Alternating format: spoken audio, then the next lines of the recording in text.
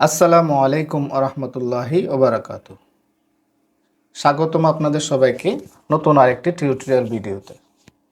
আজ আমরা শিখব মাইক্রোসফট এক্সেল দিয়ে কীভাবে একটি মজুরি শীট তৈরি করা যায়। তো মজুরি শীটটি তৈরি করার আগে আমরা এই অঙ্কটার কিছু শর্ত আছে, এই শর্তগুলো একটু পড়ে নিই, ভালো করে পড়ে নিই। তো যে কোনো কোম্পানিতে আপনি যখন নিয়োগ হবেন বা নিয়োগ করা হবে আপনাকে, তারা কিন্তু একটা শর্ত দিয়ে দেয় যে আপনি অবশ্যই তাদের প্রতিষ্ঠানে ৮ ঘন্টা করে কাজ করতে হবে। শ্রম আইন অনুযায়ী এমনিতেও ৮ ঘন্টা কাজ করতে হয়। সেই ক্ষেত্রে আপনি যখন ৮ ঘন্টা কাজ করবেন, তখন ৮ ঘন্টার জন্য আপনাকে আলাদা বেতন দেওয়া হবে।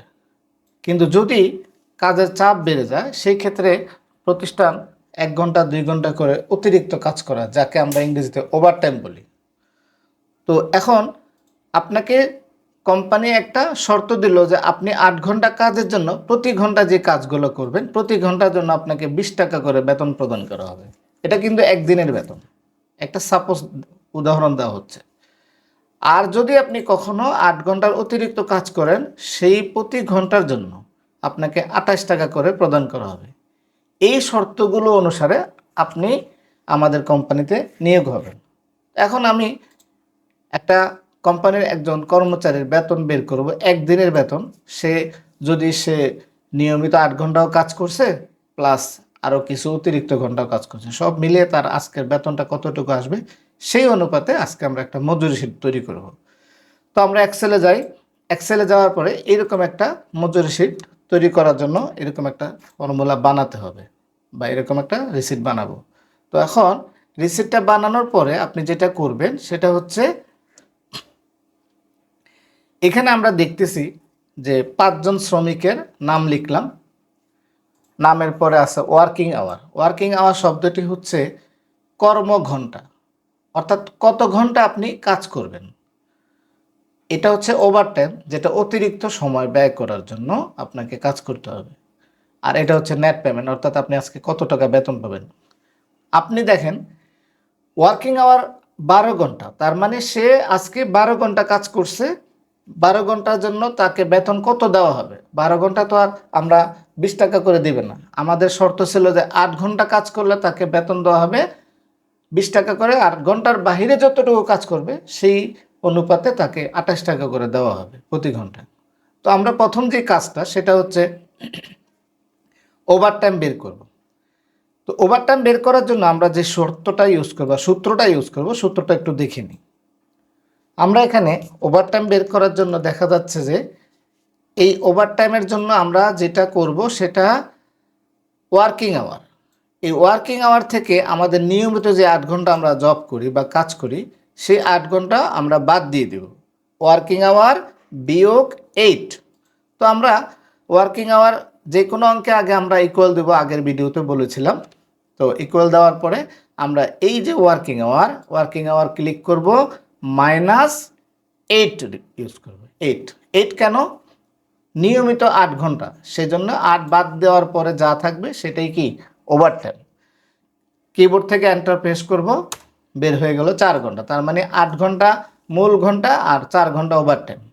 এখন এইখান থেকে আমরা এই যে কালো একটা যোগ চিহ্ন আছে, এটাকে মাউসটাকে বাম বাটন চাপ দিয়ে ধরে এভাবে ড্র্যাগ করব, সবগুলো একসাথে বের হয়ে যাবে।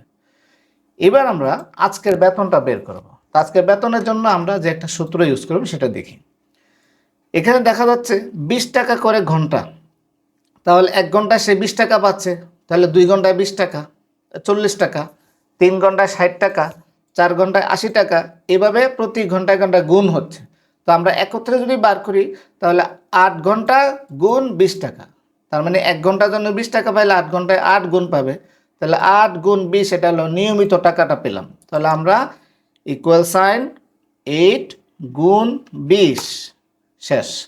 এখন যে সে ওভারটাইম করছে, ওভারটাইমের টাকাটাও তো তাকে দিতে হবে। তাহলে ওভারটাইমের টাকাটা আমরা কি করব? নিয়মিত টাকার সাথে যোগ করে দেব। দিলাম যোগ, মানে প্লাস চিহ্ন সাইন করলাম। এরপরে আমরা যেটা করতে হবে সেটা হচ্ছে ওভারটাইম। ওভারটাইমে সে যত ঘন্টাই করুক আমার জানার প্রয়োজন নেই। আমার জানার প্রয়োজন হচ্ছে ওভারটাইমটা ঘরে আমরা দেখব যে সেলটাকে কত ঘন্টা, আর গুণ দেব কত দিয়ে? ২৮ টাকা। কারণ ২৮ টাকা হচ্ছে তার অতিরিক্ত সময় ব্যয় করার জন্য প্রতি ঘন্টা 28 টাকা। এবার আমরা দেখি যে ওভারটাইম কয় ঘন্টা করছে এটা আমার জানা দরকার না। ওভারটাইমের সেল যে ঘর আছে সেল ঘরে ক্লিক করবে। এই সেলে ক্লিক করার পরে গুণ 28, আবার বলি 20 টাকা করে সে নিয়মিত পাবে, আর 28 টাকা করে পড়বে আপনার অতিরিক্ত সময়ের জন্য। 8 ঘন্টা করছে নিয়মিত, ওভারটাইম সে কত ঘন্টা করছে জানি না।